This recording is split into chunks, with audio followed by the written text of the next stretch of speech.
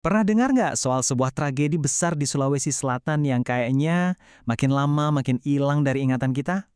Nah, kali ini kita akan coba mengupas sebuah luka sejarah yang nyaris terhapus. Yuk, kita mulai. Pertanyaan ini adalah inti dari obrolan kita.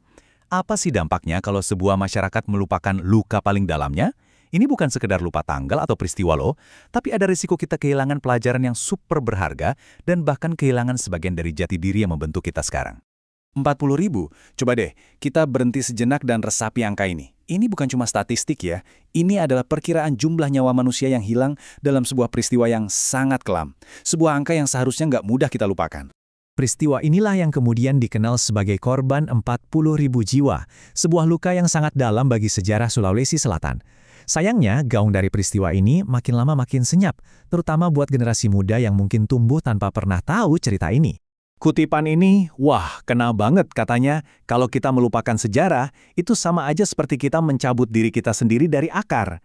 Dan ya, kita semua tahu kan, pohon kalau nggak punya akar, gampang banget tumbangnya. Nah, inilah bahaya yang sedang kita hadapi. Oke, jadi pertanyaannya, kenapa ya perlawanan mereka bisa segigih itu? Kok bisa banyak banget yang rela berkorban? Nah, jawabannya itu ada di sebuah nilai budaya yang jadi semacam tulang punggung masyarakat waktu itu.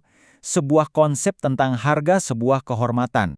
Nah, ini dia kuncinya, sirih na pace. Ini bukan cuma sekedar frasa biasa, tapi bisa dibilang ini tuh detak jantung budayanya orang Bugis Makassar.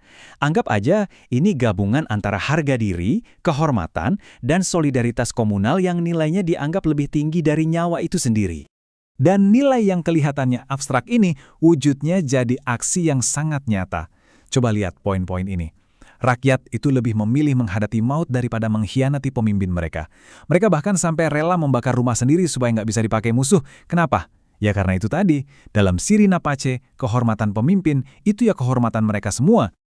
Sekarang, yuk kita lihat gimana filosofi ini benar-benar diuji dalam sebuah kisah nyata, sebuah pilihan yang mustahil banget. Ini kisahnya Datu Ria Awo. Coba deh bayangkan posisi beliau. Datu Ria Awo dari Segeri. Setiap kali pasukannya geser untuk hindari musuh, rakyat di desa yang dilewati malah ikut sengsara.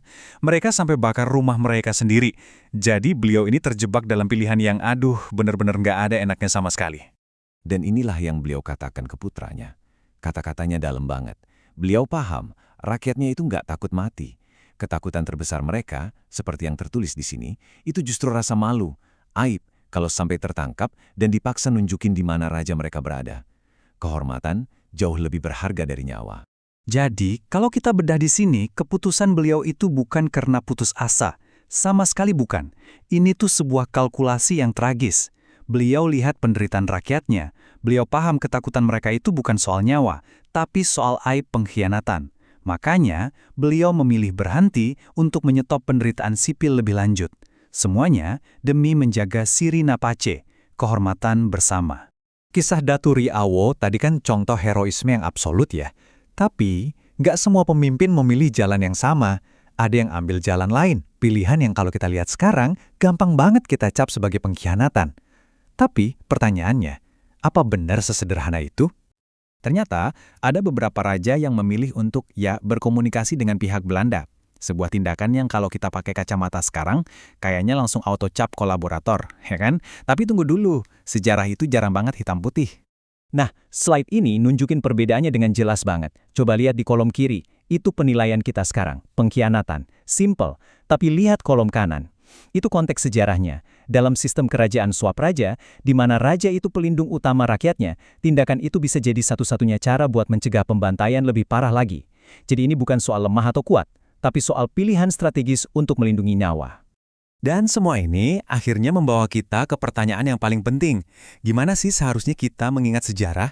Ini bukan lagi cuma soal apa yang terjadi, tapi tentang bagaimana kita memilih untuk memahaminya hari ini.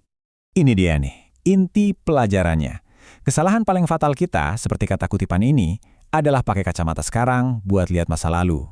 Untuk bisa benar-benar belajar, ya kita harus lepas dulu kacamata kita sebentar dan coba lihat dunia dari sudut pandang mereka pada waktu itu. Jadi, saya mau tutup pembahasan kita dengan pertanyaan ini untuk kita renungkan bersama. Peringatan korban 40.000 jiwa ini pada akhirnya bukan cuma soal mengenang mereka yang udah gugur, tapi juga sebuah undangan, sebuah cermin buat kita untuk merefleksikan cara kita memandang seluruh sejarah. Bagaimana kita bisa benar-benar belajar dari masa lalu kalau kita cuma sibuk menilainya dengan standar masa kini. Terima kasih sudah menyimak.